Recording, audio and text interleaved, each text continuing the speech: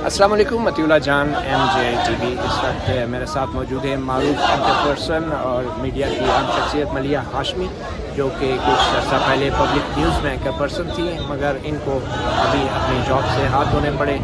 कुछ ऐसा मामला हुआ जिसके बाद इनको मीडिया की इस जॉब से हाथ धोने पड़े। तो मलिया, पहले तो ये बताइए क्या हुआ और क्यों आपको जॉब से अलग कर दिया गया? जी बहुत शुक्रिया। देखिए, बात यह है कि शहबाज शरीफ साहब की हुकूमत आने से 2 दिन कबल मुझे मेरे चैनल की तरफ से कहा गया कि आपको पता है कि वो आ रहे हैं और जाहिर है कि हम उनको ऑफेंड नहीं कर सकते, तो हम आपसे ज़रा ब्रेक ले रहे हैं 1 महीने की, उसके बाद आप एज एनालिस्ट हमें ज्वाइन करें बेशक। तो मैंने कहा कि फिर आप नहीं डिसाइड करेंगे, ये मैं डिसाइड करूँगी कि मैंने महीने बाद 2 महीने बाद कहाँ जाना है, क्या करना है।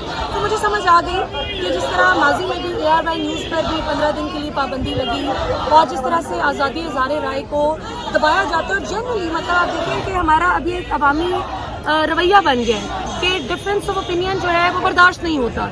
हालांकि हम सब पाकिस्तानी हैं, सबका ओपिनियन रिस्पेक्ट भी किया जाना चाहिए, बर्दाश्त भी किया जाना चाहिए और आपस में एक डिबेट का माहौल बनना चाहिए, ताकि डिबेट हो सकता है कि बहस करें तो at the end of the day पता चले कि दोनों एक ही नजरिया रखते थे लेकिन बिला वजह लड़ रहे थे। तो पाकिस्तान की मोहब्बत और पाकिस्तान का नेशनल इंटरेस्ट हमारे लिए सबसे ज़्यादा मुकद्दम होना चाहिए, और इस तरह की पाबंदियां लगाने से आप मजीद उभारते हैं उन आवाज़ों को जिनको दबाया जाता है। अच्छा, ये जो इल्ज़ाम लगता है कि ये अमेरिकी साजिश थी, ये वाकई अमेरिकी साजिश थी इमरान खान के खिलाफ?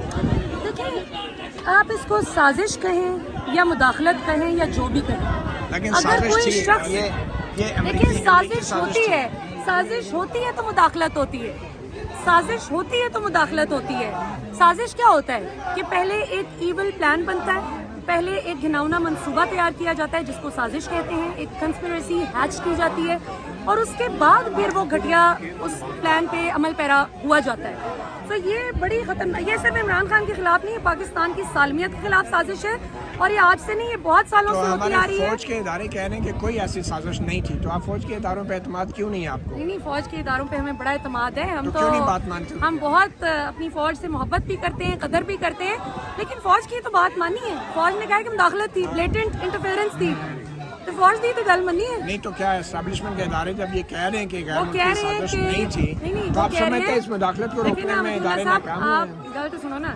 तुसी अद्धा ग्लास जेड़ा भरे है वो नहीं देख रहे, अद्धा खाली देख रहे हो। साजिश का लफ्ज़ कोई इस्तेमाल करे या ना करे, ये यमन में, सीरिया में, अफगानिस्तान में, ये जो मुल्क खंडर के खंडर बन गए हैं, इनको कोई खत जो है साजिश के लफ्ज़ के साथ नहीं आया था, लेकिन ऐसी घटिया साजिश हुई कि आज देखें कि उन मुल्कों का रहा कुछ नहीं।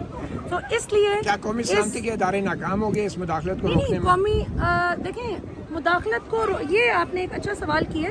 हमें अपने कौमी सलामती के इदारे, रियासती इदारों पे बड़ा भरोसा है और ये भी मुझे बड़ी खुशी है। नाकाम हुए? नहीं, नाकाम नहीं। मुझे बड़ी खुशी है इस बात की कि हमारे जो एम्बेसडर हैं असद मजीद खान, उन्होंने बड़ा ज़बरदस्त तरीके से अपने मौक़िफ़ पर वो डटे रहे, वो घबराए नहीं, वो डरे नहीं, उन्होंने आइंदा की नौकरी का लालच नहीं सोचा, उन्होंने सोचा मैंने सच बोलना है। सो ये जो ब्लेटेंट इंटरफेरेंस का एतराफ़ करना और डिमार्श इशू करना, ये सबसे बड़ी कामयाबी है हमारी कौमी सलामती के इदारों की।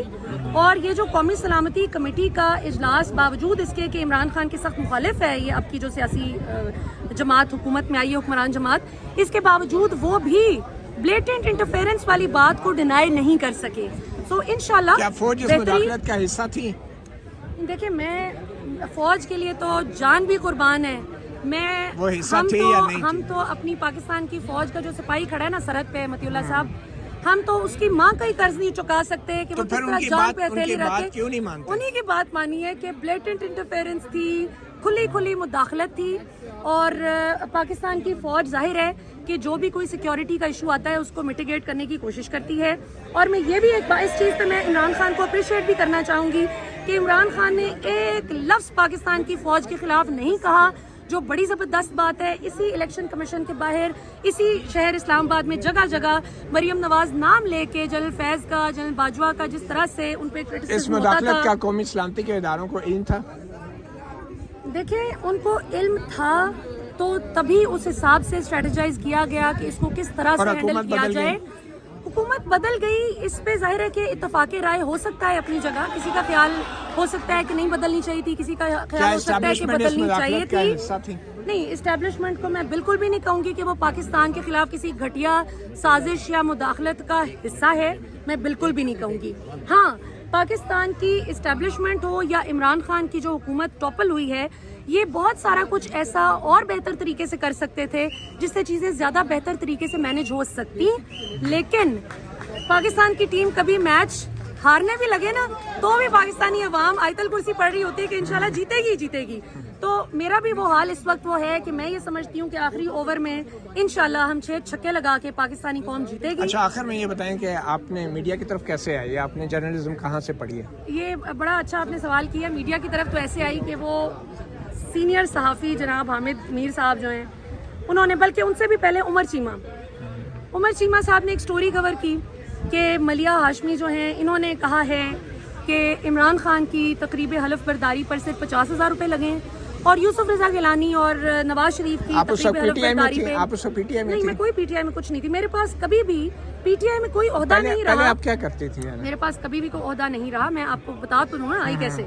تو عمر چیمہ صاحب کی جو ایک غلط بات تھی جو مجھے کوٹ کر کے وہ کہہ رہے تھے کہ میں نے کہا ہے انہیں کہ پی ٹی آئی کے کسی بندے نے کہا ہے، تو میں نے ان کو کریکٹ کیا تھا، ایسا نہیں. تو جس وقت میں نے پاکستانی عوام کا رسپانس دیکھا تو مجھے لگا کہ ان کو بہت ضرورت ہے کسی ایسی آواز کی جو چیلنج کرے فیک نیوز بریگیڈ کو، غلط باتوں کو چیلنج کیا جا سکے. تو میں کوشش کرتی ہوں کہ ریسپیکٹ فلی کسی کی بھی ڈگنیٹی اور عزت نفس کو مجروح کیے بغیر میں اپنا پوائنٹ آف ویو دوں اور پاکستان کا جو قومی مفاد ہے اس کو ہم ایڈوانس کر سکیں انشاءاللہ. آپ نے اگلا سوال پہلے کیا کرتی تھی آپ میڈیا اچھا، میں؟ میں اس سے پہلے تھی کارپوریٹ ٹرینر تھی. میں نے ٹیلی کمیونیکیشن سیکٹر میں ایز اے کارپوریٹ ٹرینر پونے 2 سال کام کیا. اس سے پہلے میں نے پڑھتے ساتھ ہی پڑھانا شروع کر دیا. ایم بی ایگزیکٹو کو پڑھایا تھا میں نے. ایم کام کیا تھا ود میجرز ان مارکیٹنگ. پھر میں نے ایم ایس پنجاب یونیورسٹی سے، اور ایم ایس کیا تھا with majors in H R. اور اس کے علاوہ یہ کہ میڈیا کا شروع سے since I always had a way with words اور پولیٹیکل ہسٹری اور اس طرح کی چیزوں میں مجھے بہت انٹرسٹ تھا، اور میں نے بہت گراس روٹ سے چیزوں کو بہت کلوزلی آبزرو کیا تھا. سو آئی فیلٹ کہ یہ ایک صحیح وقت ہے کہ مجھے جرنلزم میں I should venture into journalism اور مجھے حقائق پاکستانی عوام کے سامنے. پی ٹی آئی کی سوشل میڈیا ٹیم میں نہیں رہی؟ کبھی بھی نہیں، نہ social media team P T I کا کبھی کوئی عہدہ نہیں رہا میرے پاس. ہاں، یہ ابھی جو 2 سال پہلے 2.5 سال پہلے کووڈ کا وقت تھا، اس وقت مجھے جو ہے یہ وزیر اعظم عمران خان کے جو ایس اے پی ایم تھے آن کووڈ مینجمنٹ، کووڈ ڈرائیو جو انیشیٹو تھا جو اس کو کمبیٹ کرنا ہے، انہوں نے مجھے اپنا ایک طرح سے فوکل پرسن مقرر کیا تھا کچھ دنوں کے لیے. وہ بھی میں نے پھر واپس کر دیا کیونکہ اس کا مقصد یہ تھا اس رول کا، اور وہ مفت تھا ایز اے والنٹیئر. اور دنیا میں والنٹیرلی جب آپ یہ کام کرتے ہیں تو یہ بڑا کاؤنٹ کرتا ہے آپ کی آئندہ کی جابس وغیرہ کے لیے. تو میں نے اس وقت اس لیے کیا کہ میں یہ چاہتی تھی کہ پاکستانی عوام کو ہم تھوڑا سا فیسیلیٹیٹ کر سکیں، کیونکہ کووڈ کی ایس او پیز کا کوئی فالو کر رہا ہے کوئی نہیں کر رہا، لوگوں کو سمجھ نہیں آ رہی تھی، اٹرلی کنفیوز. جرنلزم ایسا جاب نہیں پڑھا، لیکن لوگوں نے اللہ کا شکر ہے یہ جنہوں نے بڑی بڑی ڈگریاں بھی کی ہوئی ہیں، اللہ کا شکر ہے ان سے زیادہ کریڈیبل، مستند اور درست خبریں ہم دیتے ہیں. اچھا، آپ کو آفرز نہیں ہوئی؟ آپ کی ویڈیو میں دیکھ رہا تھا، وہ کیا آفرز ہوئی آپ کو؟ یہ کیا تھا؟ وہ بڑی ٹاپ لیڈرشپ کی طرف سے ہوئی تھی پی ڈی ایم کی، جس میں ایک پیپلز پارٹی کے بڑے ٹاپ، یہ جو سندھ ہاؤس میں یہ رکھ رہے تھے نا مرغیوں کے ڈربے بنا کے یہ لوٹوں کو، وہ بھی، اور نون لیگ کے ایک بڑے سینئر لیڈر شامل تھے. نام بتائیں گے؟ نہیں، بالکل بھی نہیں لوں گی نام، کیونکہ اس کا میرا آفر ابھی الائیو ہے آپ کی طرف سے بھی؟ بالکل بھی نہیں ہے، روزے کی حالت میں ہوں. تو پھر نام کیوں نہیں لے رہی؟ نہیں، نام اس لیے نہیں لے رہی کہ آپ ان کا نام چھپا رہی ہیں. نہیں، میں نام اس لیے نہیں لے رہی کہ ایک بات امانت ہوتی ہے. کیا آفر ہوئی تھی جس وقت انہوں نے مجھے انہوں نے کہا تھا کہ آپ بس عمران خان کے حق میں آپ نے بات نہیں کرنی، تھوڑا تھوڑا کر کے عمران خان کی مخالفت شروع کریں تاکہ لوگوں کو شک بھی نہ ہو. آپ کو یہاں پہ ریوائیو کرا دیں گے. آفر کیا تھی؟ بس انہوں نے کافی اچھا آفر کی تھی کہ آپ بڑا اچھا سیٹ ہو جائیں گی اور آپ کو کبھی کسی چیز کی ضرورت. تو میں نے انہیں کہا کہ مجھے اللہ کا شکر ہے آلریڈی کسی چیز کون سے ملک میں فلیٹ دینے کی بات ہوئی تھی؟ نہیں، وہ تو میں نے ایک جنرل بات کی تھی کہ اپارٹمنٹس لوگوں کو آفر ہوتے ہیں کہ یہ کریں. میں نے یہ نہیں کہا تھا کہ مجھے ایگزیکٹلی اپارٹمنٹ آفر ہوا ہے. میں نے کہا تھا کہ لیوکریٹو آفرز کی جاتی ہیں جو کہ مجھے بھی کی گئی. آپ صافت جاری رکھیں گے؟ آپ دیکھیں، بطور پاکستانی سٹیزن انشاءاللہ کیوں نہیں، میں اینالائز کرتی رہوں گی سچویشنز کو، جہاں مجھے جو غلط کرتا ہوا نظر آئے گا اس پہ بات کروں گی. اور آخر میں کہتی چلوں کہ عمران خان میں اور شہباز شریف کا جو دور ہے اس میں ایک بڑا بنیادی فرق یہ کہ پوری قوم میری گواہ ہے کہ میں نے اپنے یوٹیوب چینل پہ بھی، اپنے شو پہ بھی بزدار کو، ندیم بابر، رزاق داؤد اور یہ جتنے بھی لوگ چلے ہوئے کارتوس تھے ان کو میں نے اتنا کھل کے ایکسپوز کیا. ندیم بابر پہ میں نے باقاعدہ سٹوری کی تھی کہ جب آج سے 1.5 پونے 2 سال پہلے पेट्रोलियम प्राइसेस पर एक रिलीफ मिला था इंटरनेशनल लेवल पे, तो पाकिस्तान में उस तरह से नहीं मिल सका। मैंने खींचा था भरपूर तरीके से उस स्टोरी में नदीम बाबर को, रज़ाक दाऊद पे इस चीज़ पे स्टोरी की थी कि ये जो इम्पोर्टेड गाड़ियाँ इन्होंने जापान से जो इतनी सस्ती आती थी, पाकिस्तानी अवाम की जेब को बड़ा रिलीफ था, वो इन्होंने रोक रखा था जनवरी 2020 से। तो मैंने इसके खिलाफ बात की। बुज़दार को मैंने कभी भी वसीम अकरम प्लस नहीं कहा, लेकिन इमरान खान ने बहैसियत पाकिस्तानी वज़ीर आज़म मुझे आज तक नहीं रोका कि तुम क्रिटिसिज्म क्यों कर रही हो, ना करो। इमरान खान आपको कब से जानते हैं? शहबाज शरीफ, इमरान खान कितना जानते हैं आपको? इमरान खान मुझे उतना ही जानते हैं, सिर्फ आप सबको जानते हैं, पाकिस्तानी सिटीजन। अच्छा, आखिर में कहते हैं अमेरिका का जो यार है वो गद्दार है। एक मिनट, लेकिन शहबाज शरीफ ने देखें जरा कि अपनी हुकूमत शुरू होने से 2 दिन पहले ही मुझे और इमरान रियाज खान को ऑफर करा दिया। ये किस किस्म का क्या इंसाफ अमेरिका का जो यार है वो गद्दार है? एक मिनट के सारे बस आपकी बल्ले बल्ले करते रहे और कोई तो गलत ना आखे करप्शन थे। चलिए बताएं, अमेरिका का जो यार है गद्दार है? मैं ये समझती हूँ कि ये लोग जोशो जज्बे से नारे जो भी लगाएं, मैं ये समझती हूँ कि हर वो शख्स गद्दार है। मेरा ये नारा है जो अमेरिका का यार है। नहीं, हर वो शख्स गद्दार है जो पाकिस्तान के कौमी मफाद पे कॉम्प्रोमाइज करे। अगर मैं यहाँ से 2 रुपए की चोरी भी करती हूँ तो मैं गद्दार हूँ। अगर मैं किसी भी, मैं अमेरिका का पूछ रहा हूँ, सिर्फ अमेरिका नहीं, अगर मैं दुनिया की, आप मानती हैं अमेरिका का जो यार है गद्दार है? आप जवाब तो ले लेना। जी जी। अगर मैं दुनिया की किसी भी ग्लोबल पावर की डिक्टेशन पर पाकिस्तानी कौम को बेड़ियां पहना के गुलाम बना देती हूँ और अपने लोगों को उनका नौकर बना देती हूँ, तो मुझसे बड़ी गद्दारी और कोई हो नहीं सकती। क्या अमेरिका ने साजिश की है कि नहीं की? देखिए, अमेरिका कोई मेरी पुप्पी का पुत्र है कि जिससे मैंने बहुत या दोस्ती करनी है दुश्मनी करनी है। हमारा एक नॉर्मल ताल्लुक है। तज्जियाकार आप क्या कहते हैं? तज्जियाकार मैं बिल्कुल समझती हूँ, साजिश भी की है, ब्लेटेंट इंटरफेरेंस भी की है, मुदाखलत की है। तो फिर अमेरिका का जो यार है गद्दार है, क्या नारा लगाती हैं आप? नहीं, मैं नारे ऐसे नहीं लगाती, मैं सिर्फ ये कहती हूँ इस तरह तो अगर हम किसी भी एक मुल्क का नारा, ये हमारी फॉरेन पॉलिसी के साथ अलाइंड नहीं है कि मैं किसी भी एक मुल्क को कहूँ कि जी आप गद्दार हैं और आपको जो भी पसंद और ये बहुत से लोग कहते हैं, ये भी सुन लें, बहुत से लोग कहते हैं कि अच्छा अगर पाकिस्तानियों को, खास तौर पे जो ओवरसीज पाकिस्तानी हैं, इनको इतना ही मसला है अमेरिका की साजिश से, तो क्यों नहीं अपनी नौकरी छोड़ के पाकिस्तान आ जाते हैं। तो देखें, ये समझना बहुत ज़रूरी है कि ज़रूरी नहीं होता कि आपने जिस मुल्क में काम करना है उसकी गुलामी भी करनी है। सो लेवल हेडेड तरीके से एक ताल्लुक आपका बरकरार होना चाहिए। आप किसी भी मुल्क को ये जुर्रत और इजाज़त नहीं दे सकते कि वो आपके मुल्क को डिक्टेट करे कि उठ जाओ, बैठ जाओ, लेट जाओ, मर जाओ, ये नहीं होगा।